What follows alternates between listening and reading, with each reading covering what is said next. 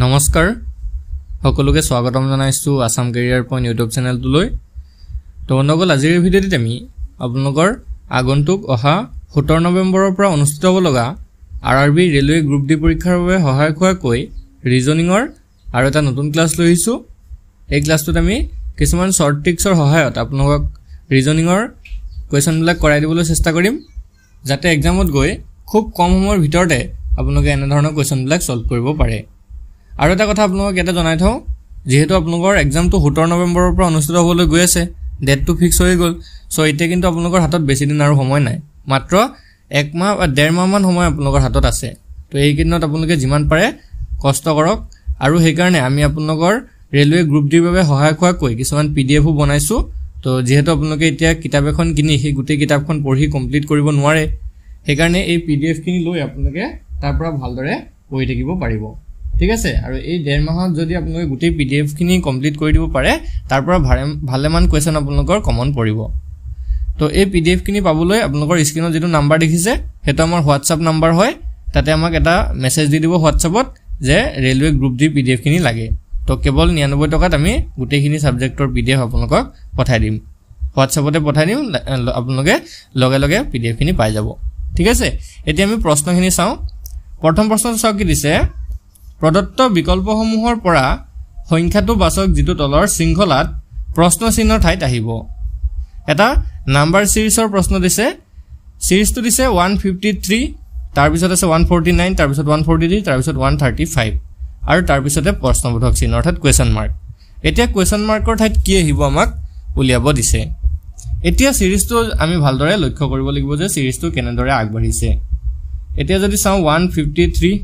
তাৰ পিছতে 149, তাৰ পিছত 143, তাৰ পিছত 135, আৰু তাৰ পিছত কুৱেশ্যন মাৰ্ক।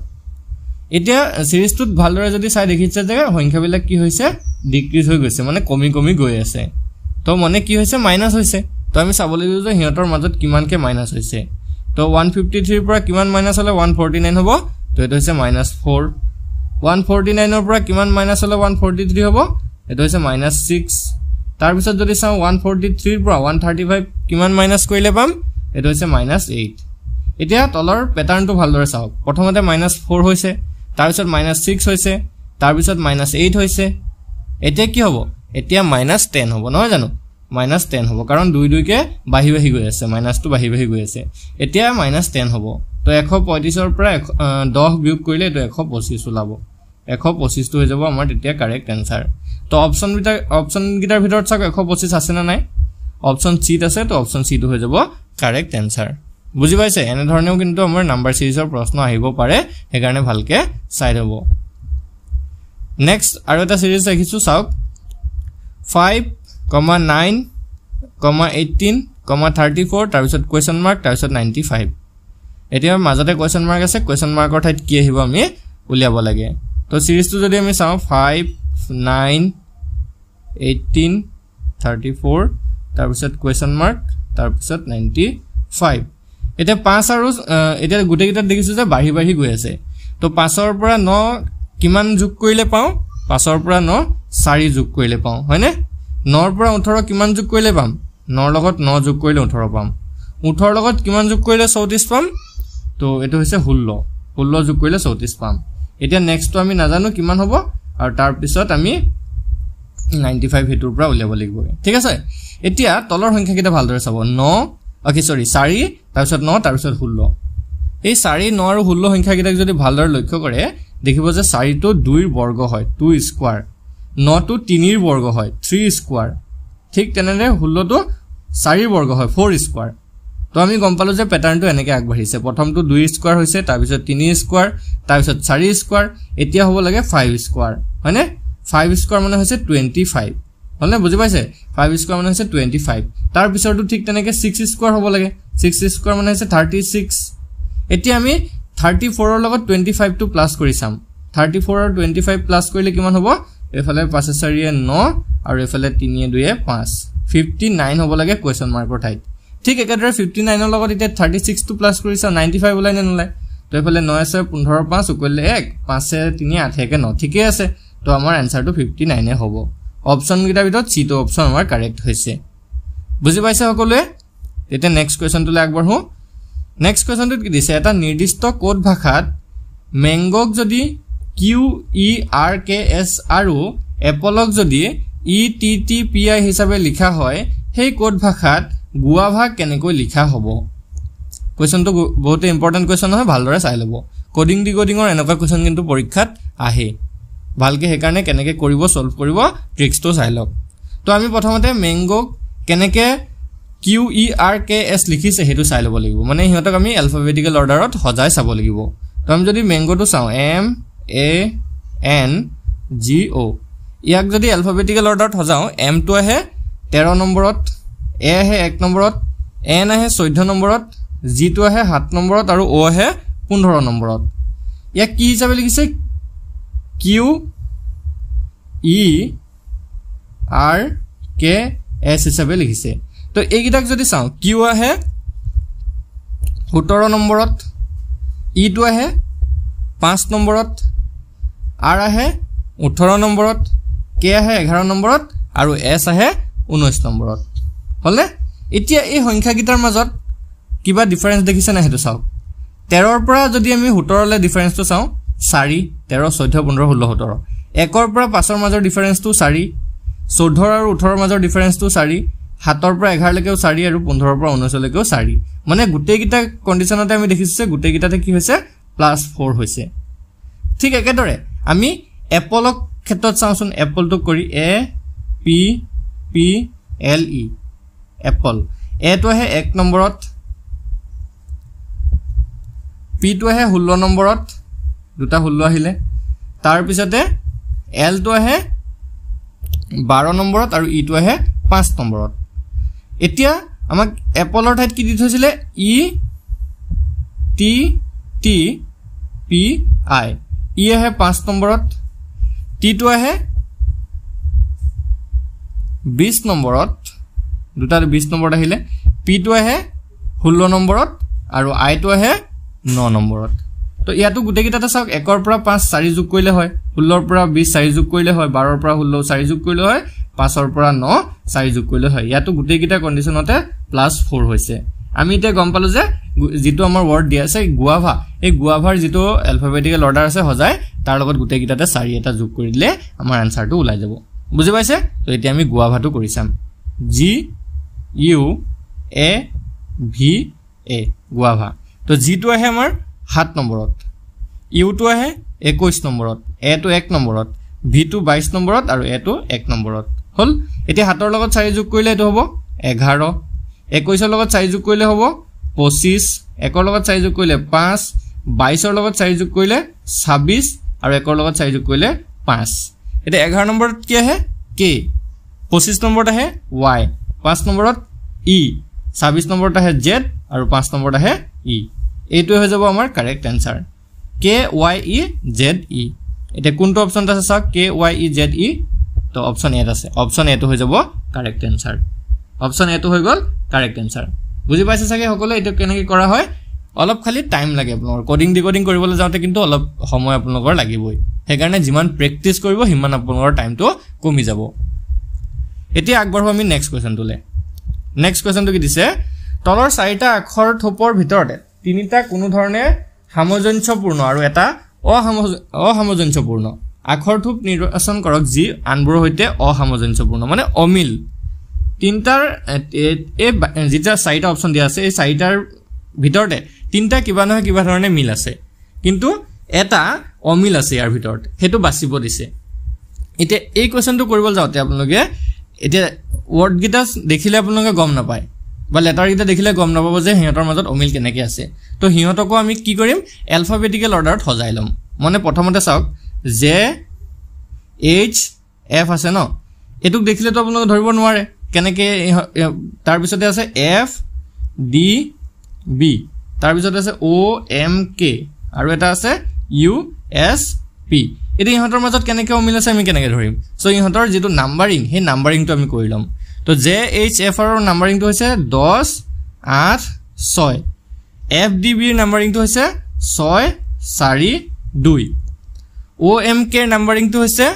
15 13 11 তাৰ পিছতে ইউএছপিৰ নাম্বাৰিংটো হৈছে 21 19 আৰু পিটো হৈছে 16 এতিয়া ইয়াতে আপোনালোকে যদি লক্ষ্য কৰে ভালদৰে চাব দেই 10 8 6 2 2 কে কমিছে চাওক 10 ৰ পৰা 8 8 ৰ পৰা 6 ইয়াতো সেম 6 ৰ পৰা 4 4 ৰ পৰা 2 2 2 কে কমিছে ইয়াতো 15 ৰ পৰা 13 13 ৰ পৰা 11 2 2 কে কমিছে কিন্তু ইয়াত চাওক 21 ৰ পৰা 19 হল 19 ৰ পৰা আৰু 2 নকমিলে কিন্তু 19 ৰ পৰা 2 কমিলে 17 হ'ব লাগিছিলে হৈ আছে ইয়াত 16 মানে 3 কমিছে তো আমি যদি চাবলৈ যাওঁ এই ইউএছপি এটো এই তিনটাৰ পৰা অমিল হয় বুজি পাইছে এতিয়া আমি গম পালো যে ইউএছপি টো অমিল হৈ আছে সো অপচন ডি টো হৈ যাব ইয়াতে আমাৰ কাৰেক্ট आंसर বুজি পাইছে সকে এতিয়া সো নেক্সট কোৱেশ্চনটো লাগবাৰহু নেক্সট কোৱেশ্চনটো কি দিছে প্ৰদত্ত শৃংখলাত পৰৱৰ্তী আহিবলগীয়া আখৰটোৰ জোৰটো নিৰ্বাচন কৰক এতিয়া ইয়াতে এটা সিৰিজ দেখিছে এটো হৈছে লেটাৰ সিৰিজটো কেনেকৈ আগবাঢ়ি গৈছে A B G H M N S T তাৰ পিছতে কোৱেশ্চন মাৰ্ক দিছে ইয়াৰ পিছত কি আহিব আমি বাছিব লাগে এতিয়া আমি হতক যদি এলফাবেটিক্যাল অৰ্ডাৰত সজাই চাও এ বি তো আহে 1 আৰু 2 নম্বৰত জি এইচ জি তো আহে 7 আৰু এইচ তো আহে 8 নম্বৰত তাৰ পিছত এম এন এম তো আহে 13 নম্বৰত এম তো আহে 14 নম্বৰত এস টি এস আহে আমাৰ 19 নম্বৰত আৰু টি তো আহে 20 নম্বৰত এতিয়া কি আহিব এতিয়া আমি যদি ভালদৰে লক্ষ্য কৰো গুটে কেটাতে দেখিছো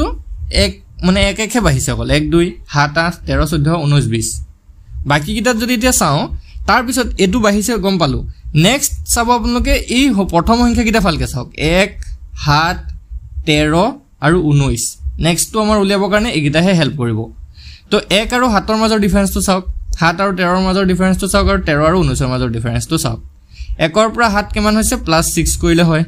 7 ৰ পৰা +6 কৰিলে 13 হয় 13 ৰ পৰা +6 কৰিলে 19 হয় এতিয়া সেম যেটো আমাৰ +6 কৰি পাম 19 ৰ লগত হেতুহে আমাৰ নেক্সট ডিজিট নেক্সট লেটাৰ আহিবগে তো 19 ৰ লগত 6 যোগ কৰিলে এটো হৈ যাবগে 25 হলনে 25 আৰু তাৰ পিছৰটো হ'ব 26 25 26 হ'ব তো 25 নম্বৰত আহে আমাৰ y আৰু 26 নম্বৰত আহে z তো y z টো হ'ব আমাৰ ইয়াতে correct answer y z option A টো হ'ব ইয়াত শুদ্ধ উত্তৰ বুজি পাইছে তো প্ৰথম লেটাৰটো ইম্পৰ্টেন্ট হয় হেকাৰণে প্ৰথম লেটাৰটো এনেকৈ আপোনালোকে উলিয়াই ল'ব নেক্সট প্ৰশ্নটো দিছে যদি T E double R A C E টেৰেকক কোড ভাষাত 70 হিচাপে লিখা হয় তেন্তে সেই কোড ভাষাত B A L C O N Y balcony কেনেকৈ লিখা হ'ব এতিয়া 70 লিখিছে ন T E double R A C E 70 হিচাপে লিখিছে তো আমি ইয়াক যদি এলফাবেটিক্যাল অৰ্ডাৰত সজাই চাও T E double R A C E ইয়াক যদি এলফাবেটিক্যাল অৰ্ডাৰত সজাই চাও টি টো হে 20 নম্বৰত ই হে 5 নম্বৰত আৰ 18 18 এ তো হে 1 নম্বৰত সি তো হে 3 নম্বৰত আৰু ই তো হে 5 নম্বৰত আৰু এই গুটে গিটা যদি যোগ কৰো গুটে গিটা যদি আপোনালোকে যোগ কৰি দিয়ে এটা এটাকে গুটে গিটা যদি যোগ কৰি দিয়ে তেতিয়া আমাৰ কিমান ওলাই 70 ওলাই ঠিক আছে গুটে গিটা যোগ কৰি চাওক আপোনালোকে 70 পাব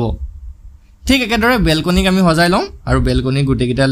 এলফাবেট যোগ কৰি দিলে আমাৰ আনসাৰটো ওলাই যাব B A L C O N Y B তো আহে 2 নম্বৰত এ আহে 1 নম্বৰত সি আহে আইটো এল এল আহে 12 নম্বৰত সি 3 নম্বৰত আহে ও আহে 15 নম্বৰত এন আহে 14 নম্বৰত আৰু ওয়াই আহে 25 নম্বৰত তো এফালে 25 এ 15 হৈ গলগে 40 40 আৰু এফালে 14 হৈ যাব 54 55 56 57 হল 58 59 69 তাৰপিছত 70 172 তো আমি এই গুটে গিটা যোগ কৰি কিমান পালো 72 পালো 72 তো বেলকনিৰ ঠাইত আমি কি লিখিব পাৰিম 72 তো 72 অপচন সি আছে অপচন সি টো হৈ যাব ইয়াতে কারেক্ট आंसर বুজি পাইছে অপচন সি টো হৈ গল কারেক্ট आंसर নেক্সট প্ৰশ্নটো কি দিছে দ্বিতীয় পদটো প্ৰথম পদৰ সৈতে যিদৰে সম্পৰ্কিত সেইদৰে তৃতীয় পদটোৰ সৈতে জড়িত বিকল্পটো নিৰ্বাচন কৰক মানে 144 টো যেনেকৈ 12 লগত সম্পৰ্কিত হয় 576 টো কিহৰ লগত সম্পৰ্কিত হ'ব 144 টো যেনেকৈ 12 লগত ৰিলেটেড হৈ আছে তেনেকৈ 576 টো কিহৰ লগত ৰিলেটেড হ'ব এতিয়া আমি যদি চাও ভালদৰে সংখ্যা কিটা চাব 144 তাৰ পিছত ইয়াত আছে 12 আৰু ইফালে আছে 576 ইয়াতে আমাৰ কোৱেশ্চন মাৰ্ক আছে তো 12 ৰ যদি আমি স্কয়াৰ কৰো ভালকে চাব 12 ৰ যদি স্কয়াৰ কৰো 144 পাও ঠিক আছে মানে 12 আৰু 12 পূৰণ কৰিলে 144 পাই যাও মানে এটো আমি এনেকৈ কৰিব পাৰো যে √144 কৰিলে আমি 12 পাওঁগে ঠিক আছে √144 কৰিলে আমি 12 পাওঁ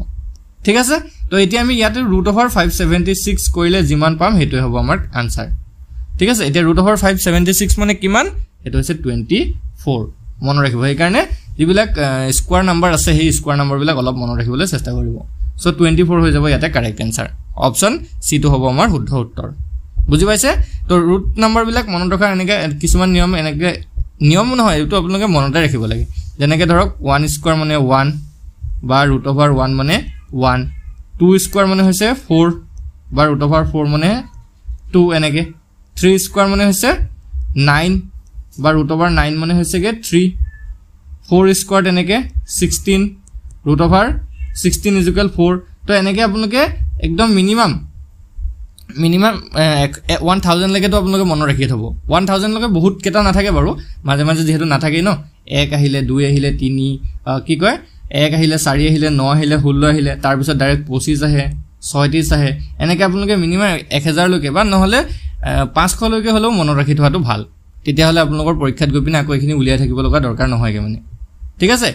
সো আজিৰ ক্লাছত আমি এখিনি কোৱেশ্চনে আলোচনা কৰিলো যদি ক্লাছটো ভাল লাগিলে ভিডিওটো এটা লাইক কৰি দিব আৰু আমাৰ চেনেলটো সাবস্ক্ৰাইব কৰি লব কাৰণ এনে ধৰণৰ ভিডিও আগন্তুক আপোনালোকৰ এক্সামলৈকে এতিয়া ডেইলি পাই থাকিব আৰু যদিহে আপোনালোকৰ পিডিএফ খিনি লাগে যদিহে আপোনালোকৰ কমন কোৱেশ্চন থকা পিডিএফ বোৰ লাগে তেতিয়া হলে আমাক এই নম্বৰটোত হোৱাটছএপত মেছেজ কৰিব নম্বৰটো হৈছে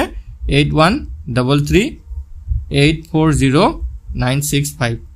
ইয়াতে আমাক হোৱাটছএপত এটা মেছেজ দি জনাই দিব যে ৰেলৱে গ্ৰুপ ডিৰ পিডিএফ খিনি লাগে তো কেৱল 99ত আমি আপোনাক গোটেইখিনি সাবজেক্টৰ পিডিএফ দি দিম ধন্যবাদ